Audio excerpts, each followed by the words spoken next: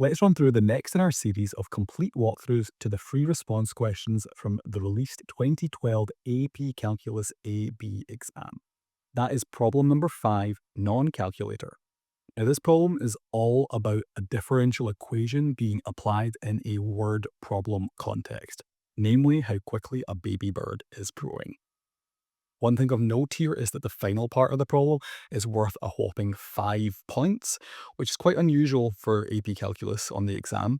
So if you don't know how to get into that problem, it can really derail your score. But that's why we're here today, to practice, see these types of longer problems and make sure we know how to get started and see them through to completion. Without further ado, let's dive in. So, like I said, in this problem, we are given a differential equation describing the growth of a baby bird. It's dB by dt equals this nice linear expression in terms of b, 1/5 times 100 minus b. We're given an initial condition, namely the initial weight of the baby bird is 20 grams. We'll need to use that later, not right now in part A. First of all, we're just asked, is the bird gaining weight more quickly when it weighs 40 grams or 70 grams? Well, what I want you to see here is, apart from my typo,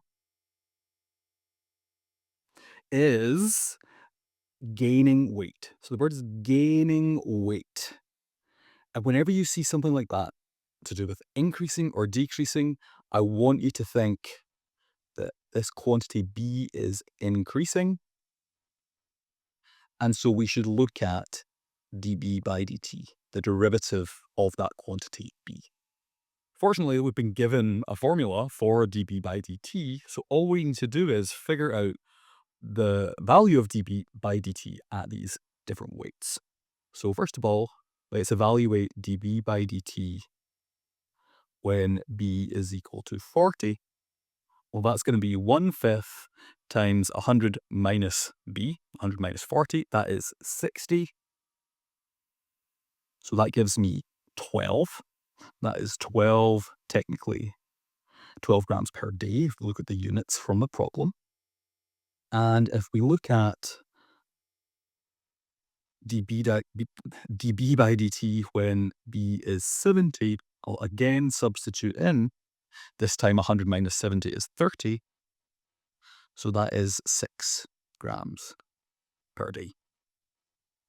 Okay, so I see that when the bird weighs 40 grams, I'm growing twice as quickly, 12 grams per day, as I am when the bird weighs 70, just 6 grams per day. So to answer the question fully, we should say the bird gaining weight more quickly when B equals 40 grams. But notice we were asked to explain our answer, and that is because that quantity dB by dt when B is 40 was greater than dB by dt when B was 70. So how are my points being divvied up here? Well, I get 1 point just for knowing to look at dB by dt, even if I don't do very much with it.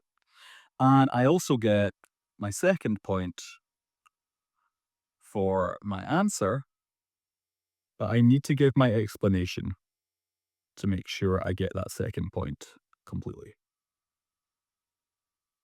Done.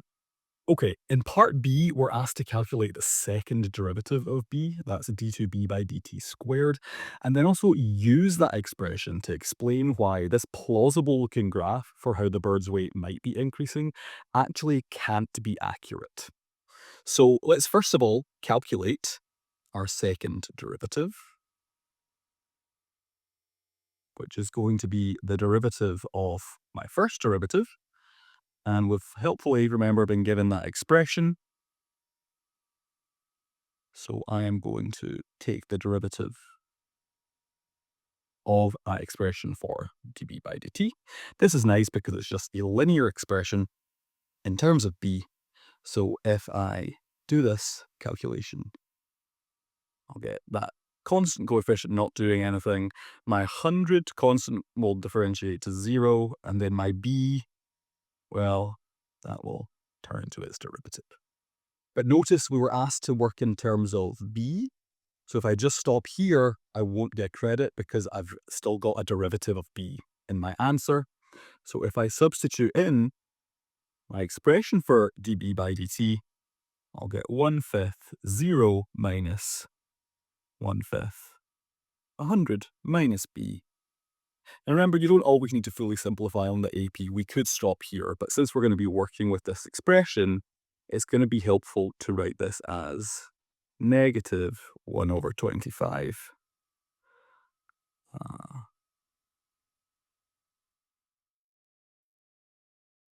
100 minus.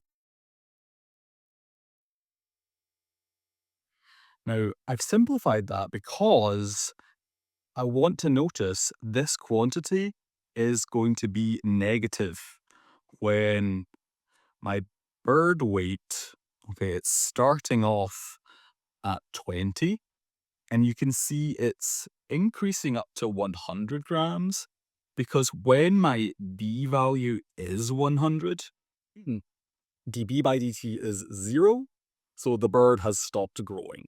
So I'm interested in how the bird's weight is increasing from 20 grams up to 100 grams. In that case, this quantity here, 100 minus b, is going to be positive, and so that negative 1/25 is going to make the second derivative be negative, no matter what b I substitute in. So that tells me that b is concave down when b is between 20 and 100. Remember, the sign of the second derivative tells you about the concavity of your function. Well, notice this graph isn't always concave down. There's a portion of the graph, this proposed graph, that is concave up. That's not allowed to happen. So that graph cannot be accurate. So graph cannot be correct because some of it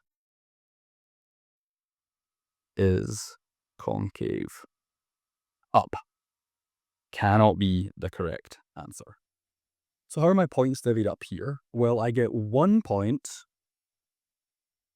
for the correct expression for the second derivative, and then I get 1 point for this explanation here.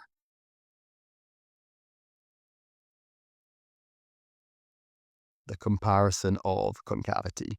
What we're seeing in the graph and what we calculated had to be the case. Okay, final part, part C. This is the marathon 5-pointer that we're hoping to get all 5 points on. Let's see what it's asking us. It's ultimately asking us to use that initial condition that b of 0 is 20 to solve the differential equation. Find an expression for b in terms of t. Not only that, it's telling us we have to use the separation of variables technique. So if we have some other way of doing this, we're actually not going to get any credit. We need to proceed by separating the variables. So let's get started. We see, right, in the differential equation as given, we have dp and dt on one side. We're going to separate those, get my b expressions on one side, my t expressions on the other by multiplying and dividing.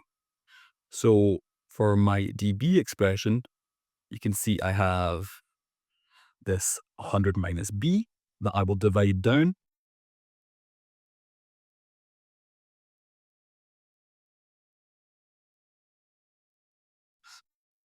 And for my dt term, well, for that 1/5 that I can leave behind, that's technically an expression in terms of t. There just aren't any t's. So if I multiply that up, I'll get dt over 5. All my b's on the left, all my t's on the right. So now I will integrate both sides. So that right-hand side is just a constant, so I'll get 1/5 t let's not forget our constant of integration plus c.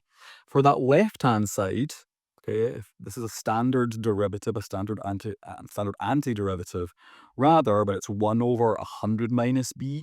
So hopefully we remember that is really just 1 over b up to some easy constants. So I get negative ln of the absolute value of 100 minus b. Now, if that doesn't seem so standard to you, we'll use the u substitution. U equals 100 minus b. But that's a fairly straightforward u substitution. The AP is fine for you to dive straight in with that final answer. Now, you can ask, why did I not do a plus different c on that side? Well, I did, and I moved it over to the other side by subtracting. That's a fairly standard move for us at this point, I hope. Okay, well, now we've done all of our calculus, we really just need to rearrange and solve for b here. And of course, use our initial condition to find the value of c. So what I want to notice is that, again, for the condition that I'm looking at, namely the bird's weight being between 20 and 100, the absolute value of 100 minus b is the same thing as 100 minus b, because 100 minus b in that range is always going to be posited anyway. So I can forget about my absolute value bars and just proceed as normal. So that tells me I have negative ln of 100 minus b equals a fifth t plus c. Well, let's substitute in our initial condition to find the value of c. So when t is 0, b is supposed to be 20. So on the left-hand side, I'll get negative ln of 80 is equal to c. So that is the value of my constant c, because t equals 0 makes that right-hand side super simple. So what I can do now is a couple of things. I can pull that negative over to the other side just to make my life a little bit easier. And I'll also substitute in that value of c. Notice there was a negative in front of the ln 80, but because of this negative sign that I distributed onto the other side instead, the negative ln 80 became positive ln 80. Why have I done that? Well, now it's a little bit nicer to take to exponentiate both sides. So when it raise e to the power of both sides, the left-hand side becomes 100 minus b. The left-hand side becomes e to the negative 1/5 t plus ln 80. So we're nearly there. I'm going to tidy up that right-hand side just a little bit and write that as e to the negative t over 5 times e to the ln 80, just using one of our exponent rules, because e to the ln undoes itself. So e to the ln of 80 just gives me 80. Now we're in business because I can just rearrange to solve for b. So that tells me that b is going to be 100 minus 80 times e to the negative t over 5. I've got my expression for b purely in terms of the value, the variable t. So I'm done. I've solved the differential equation using the initial condition. So let's have a look here. How are my 5 points being divvied up? Well, I get 1 point for the actual separation step, getting my b's on one side, my t's on the other. I get 1 point for these antiderivatives, okay, correctly carrying out my integral steps. I get 1 point for remembering my constant of integration plus c.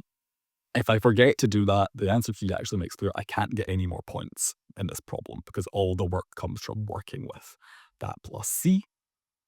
We then want to use the initial condition to get one more point. So substitute it in. That gets us our fourth point. And our fifth and final point all comes from that algebra. Okay, getting down to our final expression for B. If we slip up along the way, we'll miss out on that final point, but hey, at least we'll have got the 4 previous points already. And that's it. Another FRQ in the bag. Let me know in the comments how you got on, in particular with that part C, because it was a bit of a slog. Keep an eye out for my next FRQ video. That's number 6 from this same exam. And if you haven't seen any of the previous FRQ videos, I'll put a link to the playlist here. And if you want to have a look at the multiple choice problems from the 2012 exam, I've got a playlist for those here. See you next time.